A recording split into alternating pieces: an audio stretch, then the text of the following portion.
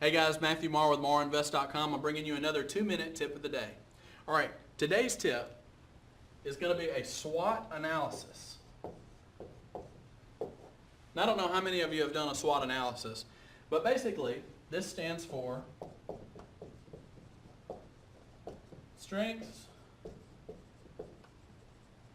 weaknesses, opportunities, and threats. Okay? So no matter what business you're going to do, no matter what you're going to invest in, let's say for instance you want to start your own small business, right? You went to my website, you bought my Boss small business software, right? And you want to start your own business, and you say, man, I love selling. I'm a good salesman, man. I can sell with the best of them. There's, here in Alabama, we'll say, man, he could sell ice cream to an Eskimo, right? Well, what does that mean? Well, that means he's a great salesman. He's a good talker. He might be a silver-tongued devil. I've been called that a few times, right? Well, what if you're not good at business? See, the problem is when you're an employee, you don't have to deal with business. What do you have to do? You just have to deal with being a salesman, because that's what you are. Well, when you go off on your own and you own your own business, not only are you the salesman, but you're also the HR person, you're also the complaint department, you're also maintenance and janitorial, right? When you wear all the hats as your own business person, you have to do everything. So I have a lot of people, and it's really crazy to me, they'll say, well, I am a great painter, but I'm not good at accounting. I love cutting grass, but I'm not good with money.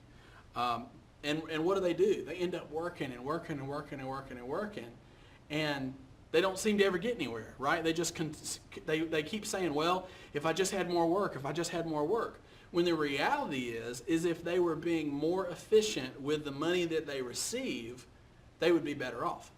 Okay, so how does this work with this SWOT analysis? Well, whenever you work for yourself, you need to be honest about what your strengths are. Now, most guys that are outgoing salespeople like myself, if you said, Matthew, what are your strengths? Well, I can tell you. I can tell you what my strengths are. Well, what are your weaknesses? Well, I don't like talking about my weaknesses. So weaknesses might be spelling and writing on boards, right? Strengths might be speaking. What are opportunities? Well, to me, I'm an outgoing person. Man, to me, there's opportunity all over the place. In fact, I can get bogged down because I can just see so much opportunity, and it's hard sometimes to focus on what it is I'm actually trying to accomplish.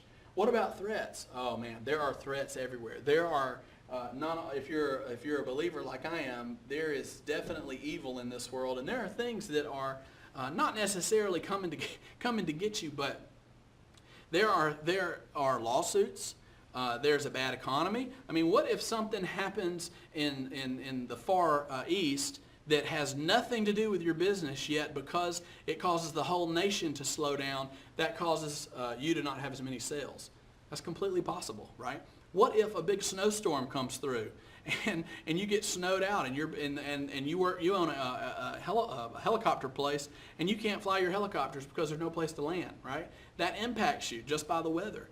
What if you're into selling oranges, right?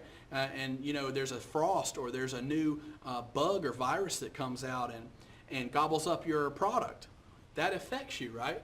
And those things sometimes can be out of your control. But it's important to know what your strengths, weaknesses, opportunities, and threats are, because as a business owner, if you're good at sales but you're not good at money, you need to find somebody that you trust that's good with money. Don't be afraid to pay these people either. I think this is one of the biggest missteps that people do, is they're afraid to pay. They're like, well, I got my taxes done for $100. Well, I got my taxes with TurboTax for free. Look, if you're going to be making a lot of money, and that's what your goal is you want to be successful and you want to make a good income, pay people that it's their job to know where the tax loopholes are. And we'll talk about tax avoidance and tax evasion in another lesson. But you want to pay those people. Guess what else you should pay? Legal.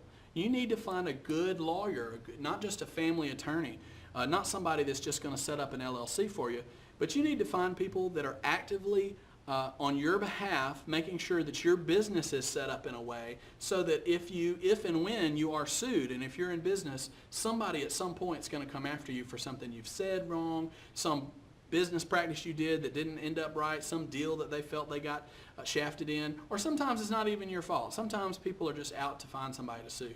And that happens all the time. So you need to be set up in a way that you're protected, because in the end, you got to go home to your family, right? And you want to protect your wife and your kids or your spouse, right? And you need to be having yourself protected. And what a lot of people do is they're more worried about getting that new car, that boat, getting that decal put on the side of their truck than they are setting up their business in a proper fashion. I hope this has blessed you today.